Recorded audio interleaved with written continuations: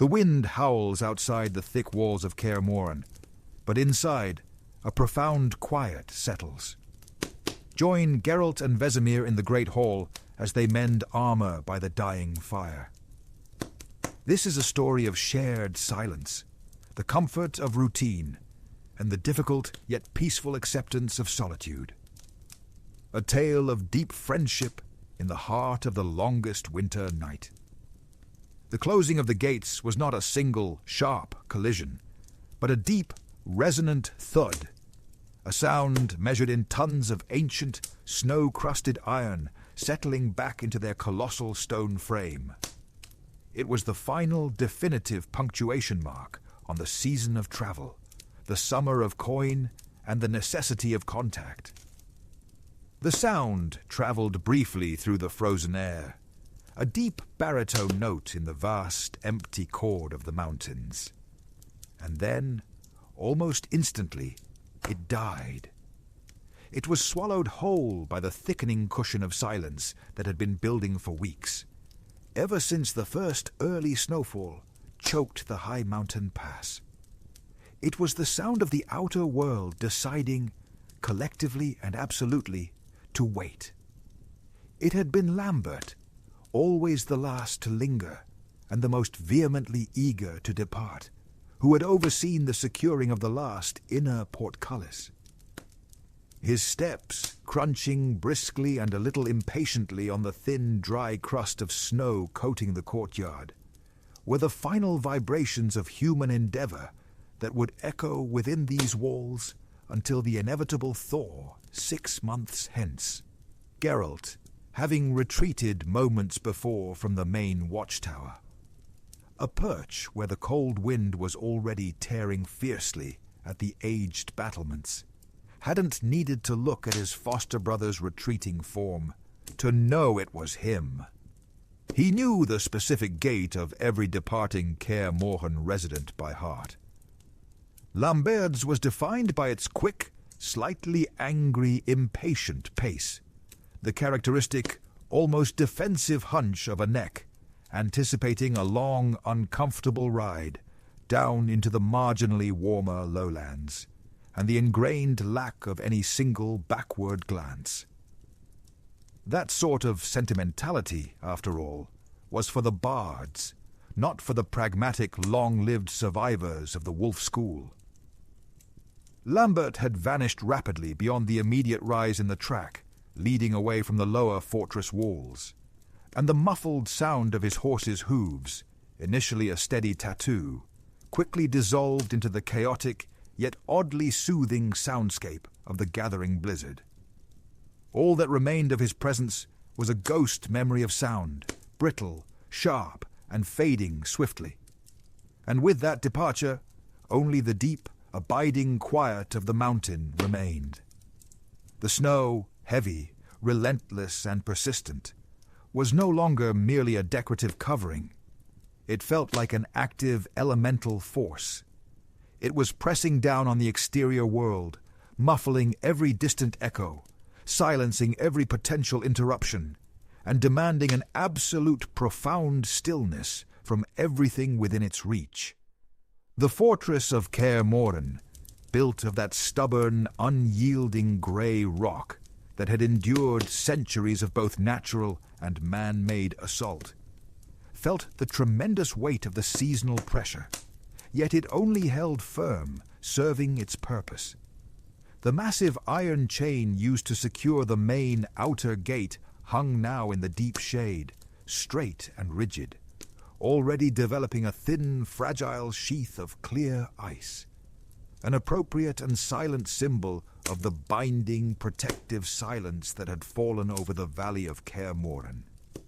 This silence was palpable, thick like a heavy velvet cloak pulled firmly over the head of the whole valley, a silence so utterly profound that it made the very low, rhythmic rushing of blood in Geralt's own hypersensitive Witcher ears seem disproportionately loud by comparison.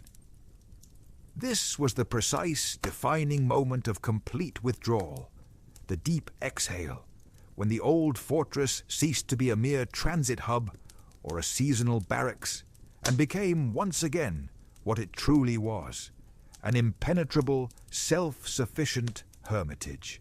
Deep inside the thick-walled keep, the massive cyclopean stones seemed almost to breathe a collective sigh, relieved to be temporarily free from the fleeting, often petty concerns of the outer, transient human world.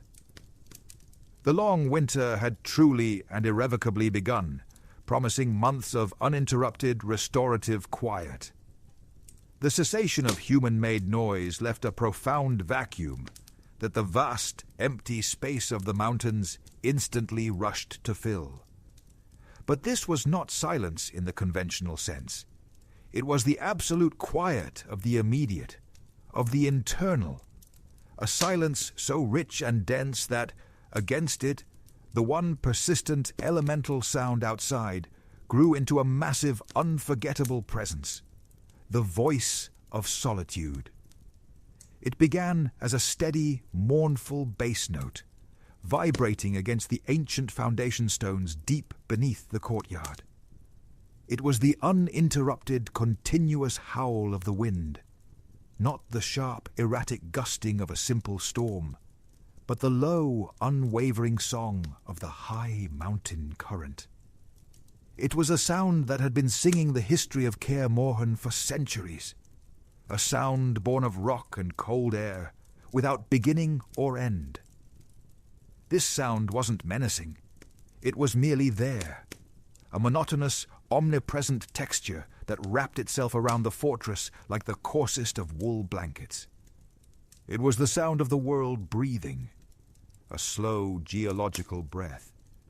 Geralt moved away from the cold exterior walls and descended the winding stone staircase into the lower, thicker levels of the keep. With every step down, the wind's noise was diminished, not by distance, but by the sheer, protective thickness of the masonry. The high-pitched, shrieking notes of the gale, those demanding, unsettling frequencies, were utterly stripped away, leaving only the low, soothing undertone. In the corridors below, the wind transformed from a roaring beast into a humming choir. A gentle vibration felt more in the soles of his boots than heard with his ears. This deliberate contrast between the savage wildness outside and the dense, defensive calm inside was the true essence of the long winter. Outside, there was chaotic freedom, unending motion, and the cold void. Inside, there was structure, predictability, and the deliberate warmth of the fireplace. A warmth that was not given freely, but earned and maintained by constant attention. It was the final refuge. Here, beneath the layers of stone, Geralt could feel the absolute solidity of the keep, a man-made shield against the overwhelming immensity of nature.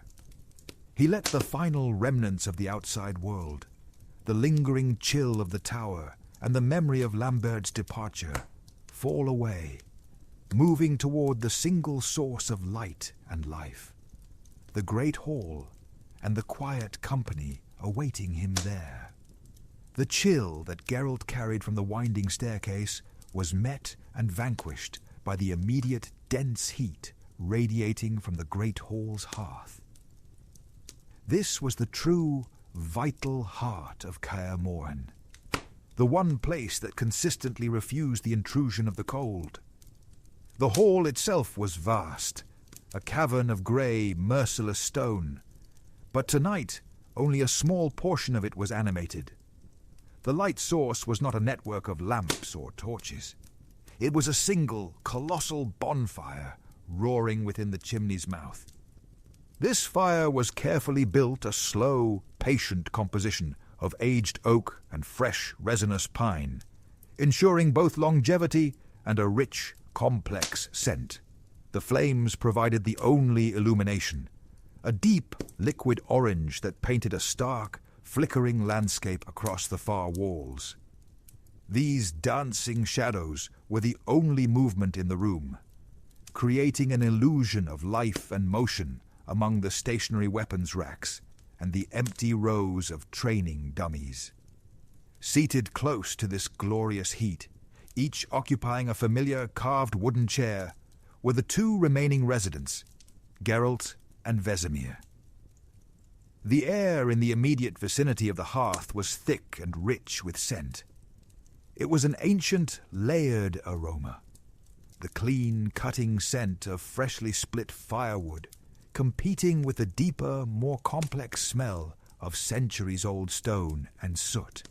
Underneath that, there were the sharp, metallic notes of weapon oil, the dull earthiness of old leather, and the specific, comforting fragrance of witcher's tobacco. A hint of something smoky and dried that lingered only faintly. The firelight emphasized the lines etched by time and battle onto their faces. Vesemir, already engrossed in his task, was a study in profound concentration, his movements economical and precise. Geralt sat opposite him, already shedding the heavy weight of the winter's travel, his movements slow and deliberate, savoring the deliberate act of preparing for the long enforced idleness. The shadows of their heads, thrown huge and distorted onto the distant walls, seemed to embody the two quiet guardians holding vigil against the night. The warmth was deep, sinking into muscle and bone, the sort of physical comfort that only utter fatigue and absolute security can bring. Their work was a necessary, quiet ritual, as old as the wolf school itself. On a low, flat block of stone near the fire, Vesemir had spread out a heavy piece of waxed canvas, a mat that kept the dust and dirt from the main hall's stone floor. Upon this canvas lay the disassembled parts of their season's gear, segmented leather, worn buckles, and the dull, matte finish of chainmail that urgently required oiling. This meticulous chore of preparation was the final, non-negotiable step before the true long rest could begin. The silence was not empty. It was filled by a delicate, steady tapestry of sound created by their hands. There was the constant, soft crackle and pop of the oak logs burning down to glowing embers, the underlying hush of the wind outside, and then the sounds of metal and oil. Geralt focused on his heavy, studded leather jerkin, the action of running a stiff, bristled brush over the grime-caked surface, followed by the deep, satisfying squeak of the heavy, oil-soaked rag being worked into the leather, established a slow, reliable cadence. Brush, scrape, squeak. Brush, scrape, squeak. Each movement was economical, practiced over hundreds of winters, turning a mundane maintenance task into something profoundly calming. Vesemir, meanwhile, was working on the small details, the fiddly buckles, the grips of their hunting knives, and the silver detailing on a belt. His sounds were higher, sharper. A gentle metallic clink as a small piece of steel was placed on the canvas, the rapid, soft whisper of a soft cloth polishing a reflective surface, and the occasional, almost inaudible click of a latch snapping into place. They worked synchronously, yet independently, separated by a distance measured in the distance between their chairs. They required no instruction, no encouragement, and certainly no conversation. Their hands moved in tandem with the slow, steady consumption of the wood, each motion an affirmation that, despite the chaos of the world they had just left, this small, protected space was safe, warm, and ordered. The simple rhythm of caring for their gear was, in itself, a form of deep, restorative rest for minds constantly on edge. It was the sound of everything being precisely as it should be. The rhythm of their work continued uninterrupted for what might have been 10 minutes or an hour.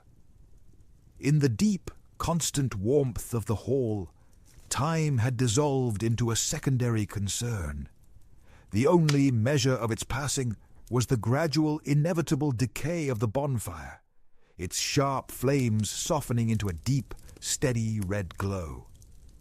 It was Vesemir who finally broke the dense silence, not because he needed to speak, but because his hands found a natural pause. He had just finished oiling the heavy, silver-plated fastenings of Geralt's scabbard, and his movements stilled, his head tilted slightly, listening not to the silence within the room, but to the constant hush that lay just outside the stone. Without turning his head, without raising his voice beyond the softest rumble, a voice that sounded like gravel smoothed by centuries of running water, he delivered his observation. It was a statement, not a question, a simple acknowledgement of their shared condition. "Good wind tonight," Vesemir murmured, his gaze fixed on the slow dance of the smoke ascending the chimney. "Long enough we won't oversleep." Geralt, who was carefully examining a minute tear in a strap of his pauldron, stopped his work, not with a sudden movement, but a fractional, slow cessation of motion. He didn't reply with words. His response was a low, almost primal hum deep in his chest, a sound more akin to a cat settling into a favorite sleeping spot than human speech. It conveyed everything. "I heard you. I agree. I am here." This was the nature of their communication after a lifetime of shared watchfulness and danger. 100 different thoughts could pass between them in that single gravelly sentence and the ensuing grunt. Vesemir understood that Geralt was thinking of the long season of dreaming and waiting ahead. And Geralt knew that Vesemir was simply noting the reliable cruelty of the mountain weather, which was, paradoxically, their greatest ally. With the acknowledgement made and the connection briefly affirmed, the work resumed. The silence that returned was now different. It was no longer a void, but a quiet, shared space, comfortable and settled. The minimal exchange had been sufficient to remind them they were not truly alone. And having been reminded, they could once again retreat into the comforting solitude of their own minds. As he slid the oil-soaked cloth over a belt buckle, Vesemir's gaze fell for a moment on the scarred knuckles of his own hand. These hands had once yearned for the winter to end quickly, for the season of confinement to pass in a frustrating, agonizing blur. His younger self had seen Kaer Morhen in winter as a gilded cage, a place of mandatory, grinding waiting. It was time stolen from the hunt, from the pursuit of coin, from the necessary vibrant chaos that confirmed their purpose. But that fierce impatience, like so many other youthful urges, had long since worn away, smoothed down by the unrelenting river of time. Now, in the deep quiet of his final years, he found a profound, deep value in this necessary cessation of life. The long winter was no longer a cage. It was, quite simply, a sanctuary. It was the only time when the demands of the outer world completely vanished. There were no contracts to accept, no frightened voices to heed, no immediate, life-threatening decisions to make. The cold, the distance, and the impassable snow were not obstacles to be overcome, but rather a perfect, immutable defense. They created a temporary, sacred space where the sole requirement was simply to be. He looked over at Geralt, who worked with the same focused calm, his attention completely absorbed by the minute task of cleaning a buccal tongue. This silence between them was the most honest form of companionship he knew. It required no performance, no explanation, no comfort. It merely required presence. For centuries their lives had been defined by action, danger, and reaction, This winter was defined by its beautiful opposite: inaction, security, and quiet contemplation. Vesemir felt the deep, bone-settling warmth of the fire, a physical anchor against the immense emptiness outside. The feeling was acceptance, the acceptance that there was nothing left to do, nothing left to prove, and that this long, slow period of rest was not a failure of duty, but the reward for a duty well done. He smiled faintly, a movement that barely disturbed the shadows on his face. This winter, this solitude, was not to be endured. It was to be savored. Geralt continued the slow, hypnotic movement of his oiled rag, but his rhythm faltered. His hands paused over a patch of worn leather on his gauntlet, not because the leather was clean, but because his eyes had drifted. The firelight, in its ceaseless low dance, illuminated every familiar feature of the great hall, and Geralt's gaze, sharpened by the mutations and by centuries of habit, noted the arrangement of the chairs near the hearth. There were 4 heavy oak chairs surrounding the fire, but tonight only 2 were occupied. The third, placed at a slight angle near Vesemir, was the chair Lambert preferred. Now gone, its back resting against the cold stone, already gathering the ambient chill of the room. The fourth chair, smaller and positioned slightly further back, close enough to the light but far enough from the oppressive formality of the center, was the one that truly drew his attention. It was Cyrilla's chair. It was not a seat of grandeur or carved authority, but simply a place she had chosen in her youth, one that still held the subtle, ghost memory of her presence in the rare times she returned. In the flickering, low orange light, the empty space where she would have sat, where she should have sat, was not a gap filled with sorrow, but one of profound, quiet absence. There was no sharp pain, no ache of loss, just the dull, persistent realization of what was not. The winter silence, so comforting in its density, had this one treacherous side effect. It amplified the stillness of things that should move, and the emptiness of spaces that should be filled.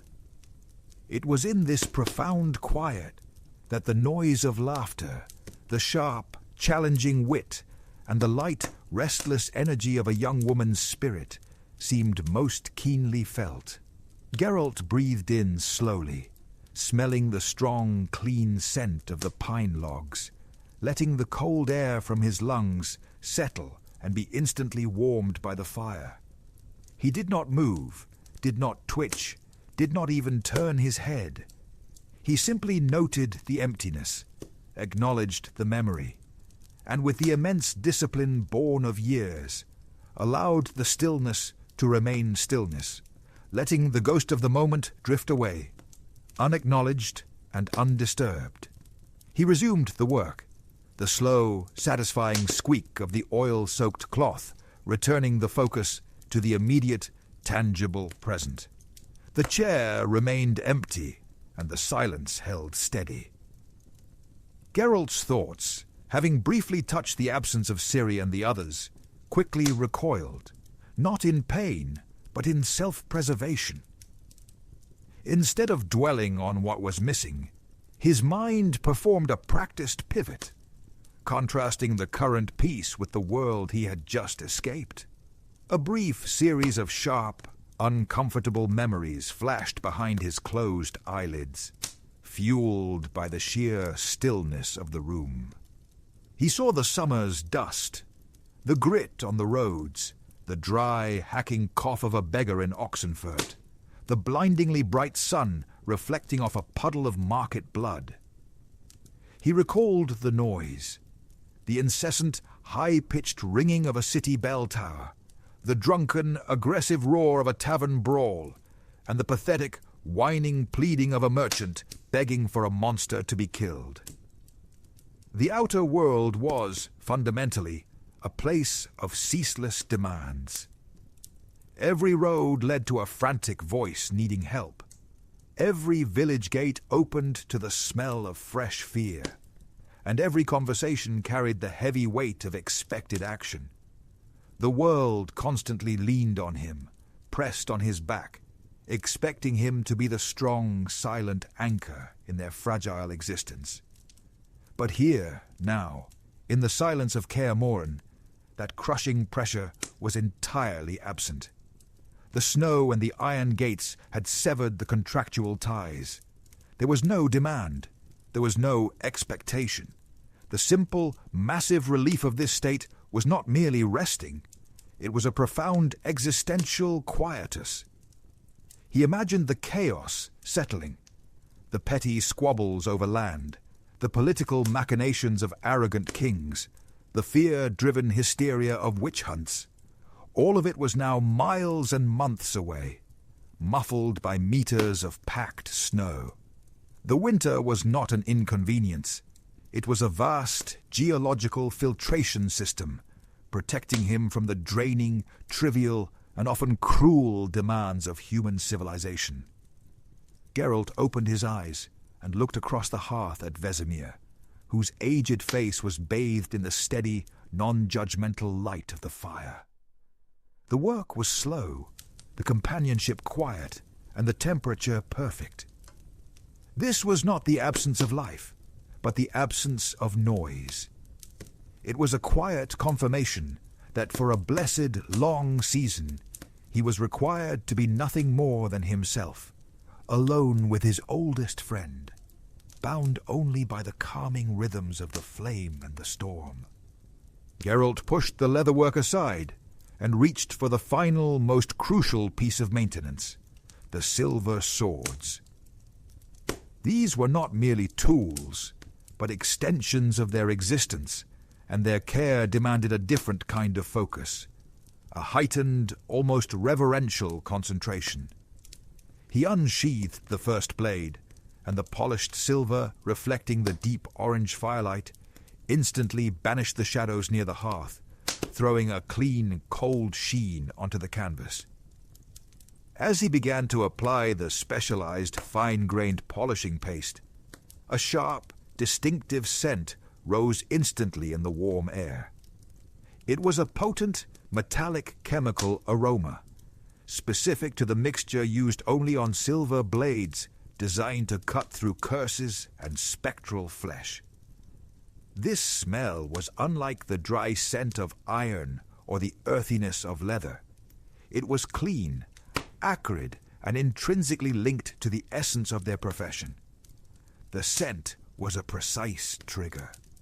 It did not conjure up the image of a screaming monster or a specific, bloody death.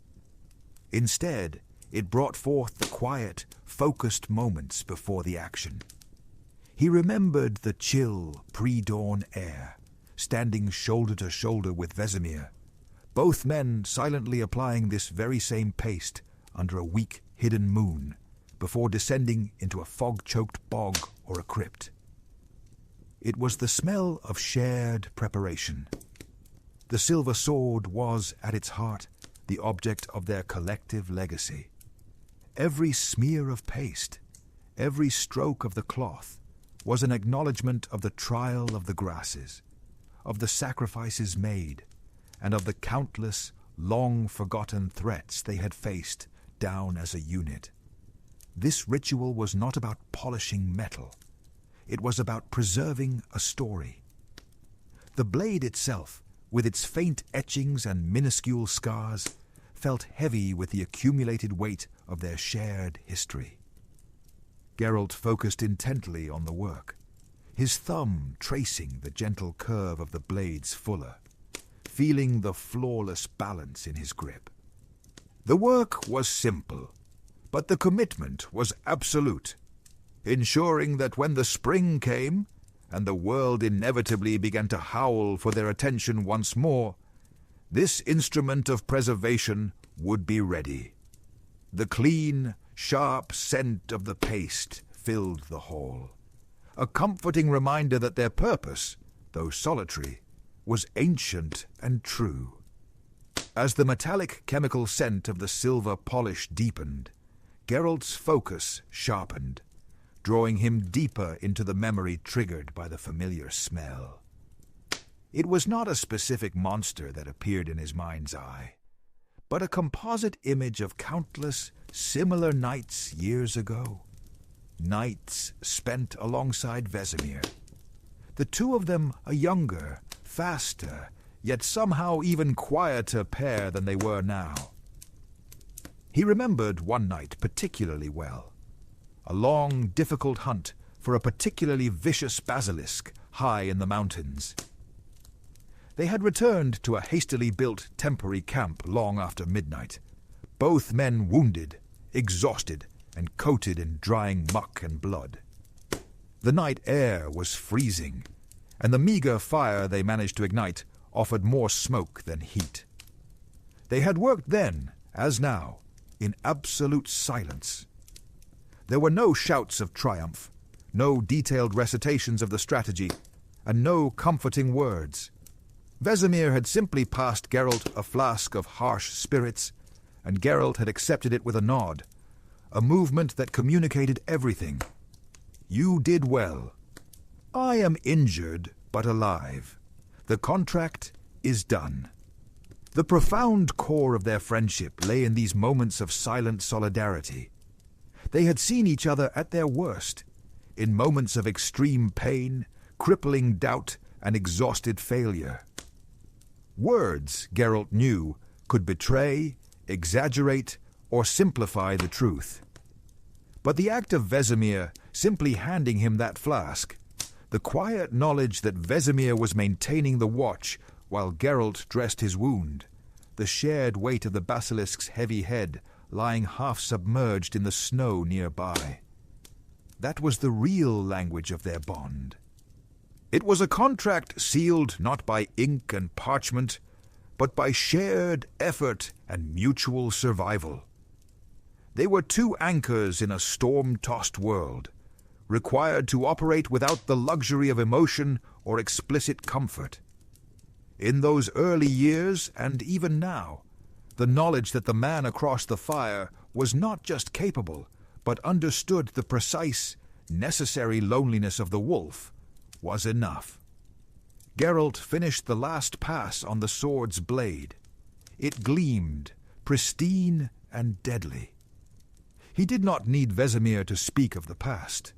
The very act of preparing their gear, side by side, was the longest, most honest conversation two old witchers could ever have.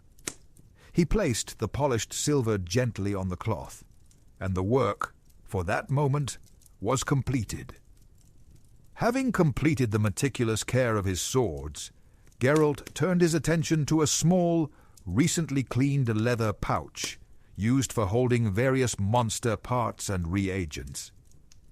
It was damp from the rigorous cleaning it had received, and he intended to leave it by the fire to dry slowly. He placed it down on the stone hearth, perhaps a foot away from the immediate heat, judged the distance sufficient to avoid burning the leather, and then picked up a whetstone to address the minor nicks on his steel blade. Barely 10 seconds passed. Vesemir, still entirely absorbed in carefully applying a thin layer of protective tallow to the rivets of his own pauldron, did not pause, did not look up, and did not speak.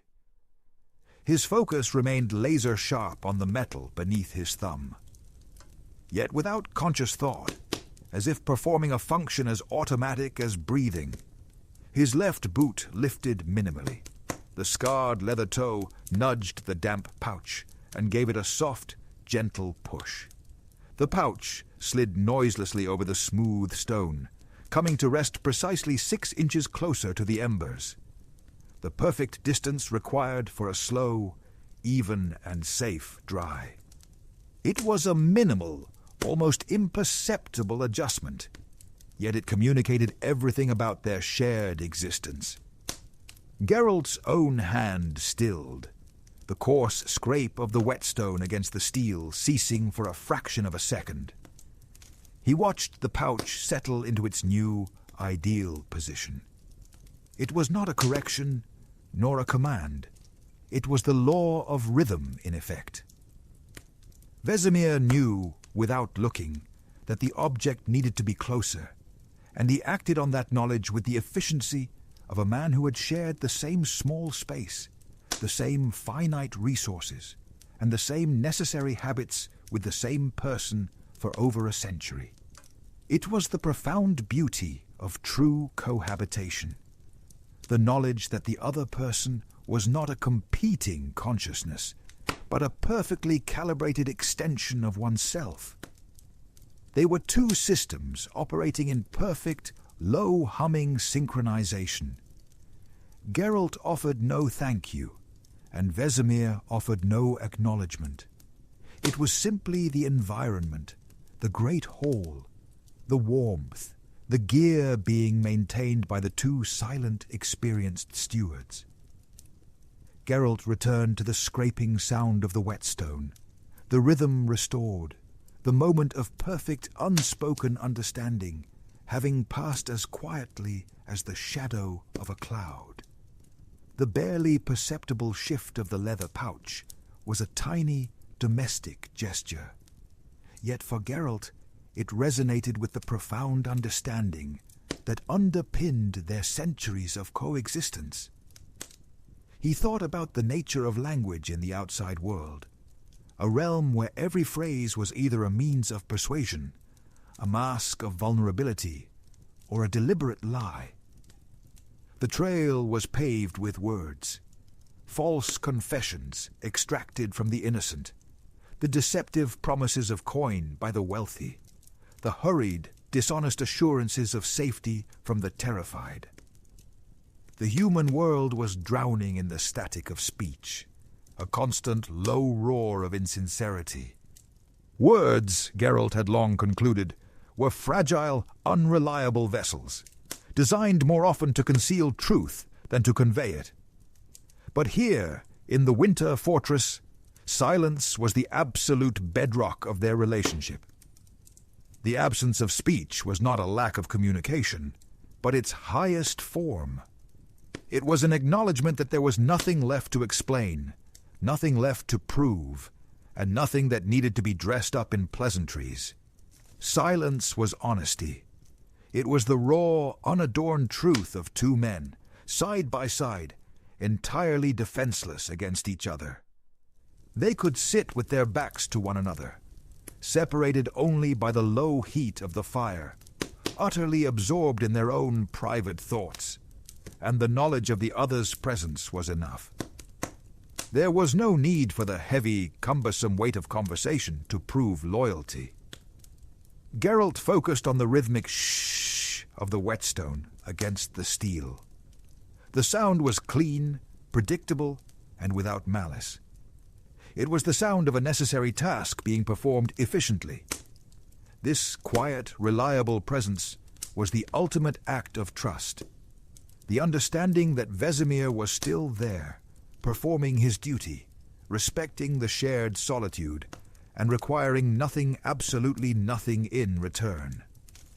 The silence was the contract they had signed centuries ago, sealed not with a signature, but with mutual survival. And in the deep quiet of the long winter night, it was the most comforting sound in the world. Geralt finally finished the meticulous sharpening of his steel sword.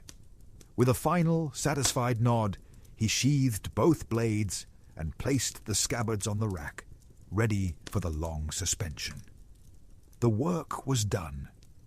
The intense, low focus required for the maintenance of their lifeblood had passed, and the resulting feeling was one of clean, deep exhaustion. He pushed himself up from the heavy oak chair, his joints protesting only with the faintest of creaks. He stretched slowly, pulling the tension from his shoulders, and walked a few steps away from the immediate circle of firelight. His destination was the massive outer stone wall of the great hall, the wall that bore the direct, frozen brunt of the mountain wind. He placed his open palm flat against the cold, rough-hewn surface. The stone was utterly unyielding, a testament to the hands that had carved and placed it centuries ago. It was a dark grey gneiss, veined with white quartz, a rock that had endured the passage of epochs and the slow erosion of the elements. It felt like touching the bedrock of the world itself. This wall was not just masonry, it was a museum of endurance. Geralt ran his thumb slowly over a specific series of pockmarks, not marks left by time, but by the chaos of the past. He knew the history of these scars intimately. A deeper gouge left by a cannon shot during the infamous attack on the keep. A cluster of smaller, shallower chips caused by flying debris during a particularly brutal, uncontrolled trial of the grasses years ago. And the smooth, almost polished patina left by generations of young witchers leaning against it while dreaming of a life they would either achieve or perish trying. The stone offered no comfort, no sentimental warmth. It offered only the absolute cold truth of its continued existence. It stood firm, despite the storms, despite the bloodshed, despite the centuries of neglect that had followed the Witcher's golden age. The very walls whispered a constant, silent lesson. Survival is about being unyielding when necessary, and enduring in silence. Geralt drew a slow, deliberate breath, absorbing the cool, dusty scent of the ancient stone, and let the quiet strength of the keep flow back into his own bones. Geralt slowly pulled his hand away from the cold stone wall. The lingering chill on his palm, a small, immediate reminder of the strength required to endure. He realized that for him, Kaer Morhen was not a home in the conventional sense. It held no scent of cooking or the echo of familial comfort. It was something far more essential. It was an anchor. All his life, he had been a creature of motion, a swift, lethal pendulum swinging between contracts, cities, and crises. The outside world was fundamentally fluid, always changing, always seeking to dissolve any fixed point. Villages burned, kingdoms fell, friends sometimes disappeared. Everything was temporary, fragile, and conditional. But the keep, this massive structure of unyielding stone, was the absolute antithesis of that fluidity. It never moved, never changed its expectation, and never required a performance.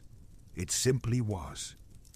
Kaer Morhen stood for the deep, simple truth that some things, built well and with sufficient weight, will not be moved by the storms of the world.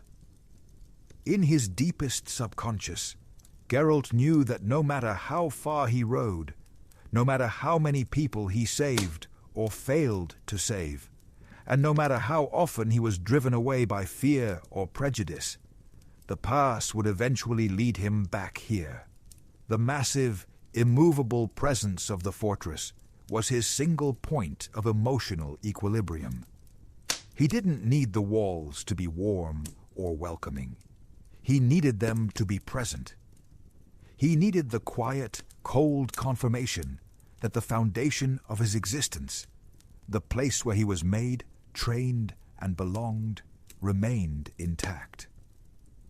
In its cold, steadfast silence, Kaer Morhen asked nothing of him, and in return offered the ultimate profound comfort, the absolute, necessary reassurance of permanence in a transient life. Geralt closed his eyes for a moment, letting the heavy peace of the ancient fortress settle deep within him, allowing the anchor to hold fast against the wild current of the winter wind outside. The work was truly finished now. Geralt and Vesemir had settled back into their chairs, the whetstones silent, the oil rags discarded into a dedicated soot-stained bucket.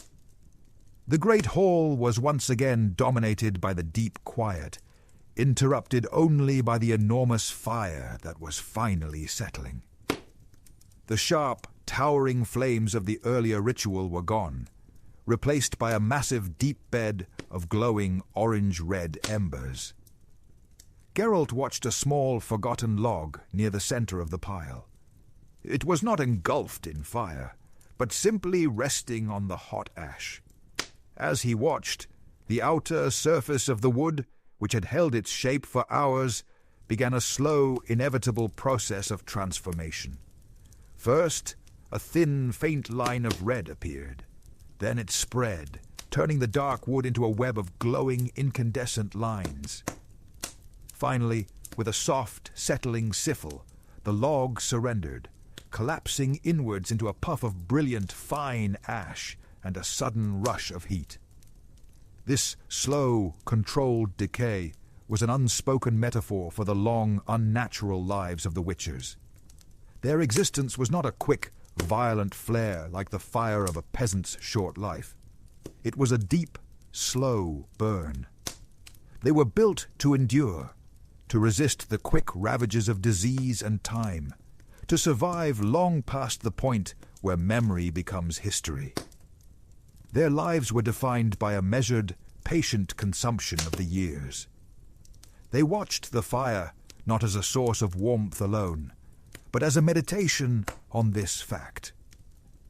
The embers, still intensely hot, held the potential for fire, but lacked the chaotic urgency of the flame. Like the Witchers themselves, they had learned to conserve their heat, to provide quiet, reliable energy without fanfare.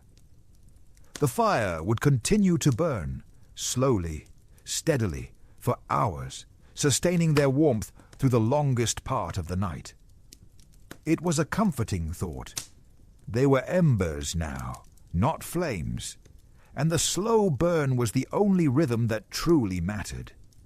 Geralt watched the final soft collapse of the log into ash, the small rush of heat washing over his face. He sat perfectly still, observing the slow dance of the orange glow, and his mind, accustomed to processing information with blinding speed, now deliberately decelerated. The life of a Witcher was a long string of moments, but paradoxically, very few of those moments involved time itself. They were always measuring danger, distance, or the weight of a coin. Time was merely a vessel for the next urgent task. But the long winter night reversed this equation. Now, time became the subject. He thought of the hundreds of seasons he had lived through. He was not eternal. The slow burn would eventually reach its end. But this acceptance brought a strange, quiet peace. If the life ahead was finite, then the endless, unhurried moments took on a singular, profound value. The real gift of the winter was not survival, but the permission to witness. Permission to notice the precise pattern of the wood grain in the ceiling beams, illuminated by the fire. Permission to differentiate between the sound of the wind scraping ice from the window ledge and the wind whistling through a crack in the doorframe. Permission to simply sit and not anticipate. For the first time since leaving the chaos of the summer road, Geralt's senses, usually optimized for threat detection, were turned inwards, focused on the steady, internal rhythm of the fortress. He felt the slow, heavy beat of his own heart, the only clock that truly mattered. Each tick was a confirmation of existence, each breath a moment of unearned, unhurried peace. He allowed his eyes to fall half shut, letting the firelight bloom into a soft, hazy warmth behind his eyelids. The profound value of his long life was crystallized in this single, quiet, unnecessary moment of contemplation. After his brief contemplation of the stones and the fire, Geralt returned to the work area. Vesemir was already there, his movements slow and final, as he collected the small, scattered remnants of their maintenance. Every rag, every half-used tin of oil, and every tiny brush was systematically returned to the communal tool chest. A heavy, iron-banded trunk that had stood by the hearth for as long as either of them could remember. This chest was the repository of their practical heritage, holding the tools that had ensured their survival for decades. Vesemir placed the last of his polishing cloths inside, smoothing them carefully so as not to wrinkle the fabric, a small gesture of respect for the material. Geralt picked up the heavy silver whetstone, its surface worn into a gentle curve by years of use, and placed it precisely into its carved slot. The sound it made was a soft, solid thunk against the old wood. He then closed the massive wrought-iron lid. The latch was ancient, designed for maximum security in a time when tools were precious and irreplaceable. Geralt took the heavy, cold brass lock polished smooth, only by the friction of hands, not by design, and guided the bolt into the slot. The sound that followed was the final, satisfying punctuation mark of their working day. A firm, metallic clack as the lock snapped home. It was a decisive, irreversible sound that resonated briefly through the cavernous hall, carrying a weight far beyond the simple locking of a chest. It signaled that the preparations were complete. The gear was oiled, the silver was polished, the leather was treated, and the fortress was sealed. The contract with the outside world was suspended, the obligation fulfilled. It was the sound of a deep, professional satisfaction, a definitive end to all necessary action until the spring thaw. The metallic clack of the tool chest latch was the cue for the final, most ancient ritual of the night, securing the fire. It was Vesemir who performed it, standing slowly and deliberately, reaching for the heavy, soot-blackened iron poker that leaned against the hearth. The poker, cold to the touch, was the instrument of control, used to transition the blaze from a hungry roar into a patient, sustained glow. Vesemir approached the hearth, his large shadow momentarily eclipsing the firelight and stretching massively across the hall. He used the poker not with force, but with immense care. First, he slowly pushed the remaining half-burned logs deeper into the center of the pit, ensuring they were fully surrounded by the orange-red embers. He worked them into a compact defensive mound, creating a dense nest of heat. Then came the true art. With the flat end of the poker, he began to methodically sweep the surrounding finer ash from the edges of the hearth and gently piled it over the top of the glowing core. This wasn't smothering the fire. It was protecting it. The ash would act as a thick, natural insulator, starving the embers of excess oxygen and slowing the burn rate to a crawl, ensuring that the heart of the heat would survive until the first light of dawn. The temporary disturbance caused a small, sudden flurry of activity. Tiny, bright sparks rose in a brief, graceful constellation before being sucked up the massive chimney flue. A puff of dry, hot air rushed out into the hall, carrying with it the warm, comforting scent of deep smoke and carbonized wood. The fire itself seemed to sigh as it was covered, the sharp orange diminishing into a deeper, richer red that pulsed beneath the protective white-gray crust. Vesemir stood back, watching for a full minute, confirming the stability of his work.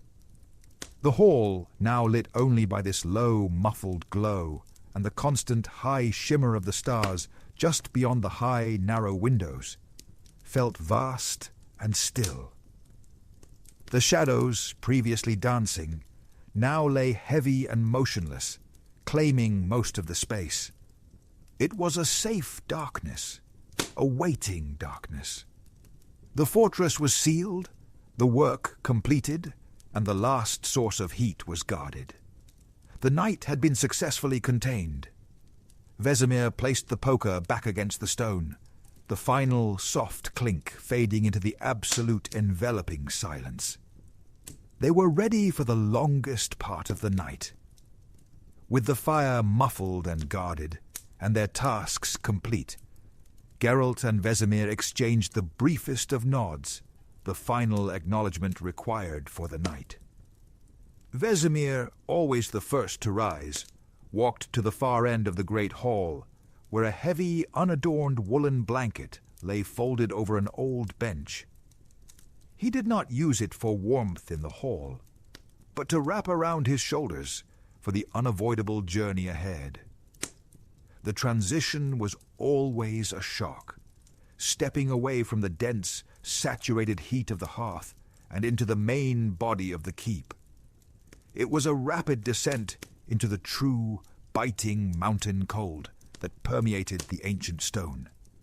The air was dry and sharp, smelling not of smoke, but of minerals, dust, and deep winter frost. They walked side by side, but not closely, their footsteps heavy, worn leather against uneven flagstone, making a crisp, measured sound that was instantly swallowed by the high, echoing ceiling. They were moving through the corridors of cold, long, winding passages that offered no light other than the small, momentary glow cast by the embers they had left behind. The cold was absolute, clinging to the skin and sinking instantly into any uncovered patch of flesh. Yet it was a clean, honest cold, free from the dampness of the lowlands. The sound of the wind, which was only a muffled hum by the fire, was noticeably louder here, hissing softly as it found every crack and crevice in the stonework. It was a constant, low whisper in the darkness, reminding them that the world was still alive, still wild, and still waiting outside. They came to the fork in the passage one path, leading to Vesemir's familiar Spartan quarters, high up near the library, the other winding down toward Geralt's simpler room in the lower keep. They stopped. No words were exchanged, not even a grunt. They simply paused, acknowledged the shared space, and then turned away from each other, their shadows briefly merging and then separating completely, each man moving toward his solitary sanctuary. The sound of their two sets of footsteps, receding in opposite directions, quickly faded until only the cold, constant sound of the wind remained. Geralt's room was no warmer than the corridor outside, a small, cell-like space carved out of the thick, lower stone. There was no hearth, no decoration, only the minimum required for a season of rest. A small, splintered wooden table, a single, deep-set window offering a slice of the star-filled indigo sky, and the narrow, iron-framed bed. It smelled purely of cold stone and the faint, residual scent of burnt leather. He performed the final acts of the day with the efficiency of routine. His steel sword, sheathed and polished, was placed precisely where it always rested, within arm's reach against the stone floor, its presence a comforting, instinctive reassurance. He removed the last layers of leather and wool, shrugging off the heavy weight of the world he had carried. The bed was hard, the mattress thin and stuffed with rough straw, but it was familiar. He pulled the coarse, heavy woolen blankets up to his chin. The first touch of the linen was a shock of icy cold, but the heat of his body, intensified by the mutations, immediately began its slow, inevitable work of warming the small cocoon. The process was unhurried, a physical testament to the patience required by the long winter. Finally, he settled. The great hall was now far above, its muffled, guarded glow inaccessible. All sense of urgency, all demands of the trail, all thoughts of coin or contract were finally banished. The silence in the small room was so absolute that Geralt could distinctly hear the low, steady thump of his own heart in the hollow space between his ears. He focused on the final necessary sound, his own slow, deep breathing. In, out, in, out. It was a gentle, rhythmic anchor, a deliberate slowing of his powerful, accelerated existence. Against this reliable inner rhythm, the voice of the wind outside the thick stone walls finally achieved its true purpose. No longer a warning, no longer the sound of chaotic nature, it transformed into a vast, ceaseless, ubiquitous lullaby. It was the sound of the world being held in check. It was the sound of safety. Geralt allowed the cold, immense stability of the stone and the continuous, sighing voice of the mountain to merge with the slow, deep cadence of his own breath. He was here. He was safe. He was still. And with that final, deep exhalation, Geralt of Rivia surrendered himself to the longest, most peaceful silence of the year. The long winter night had begun.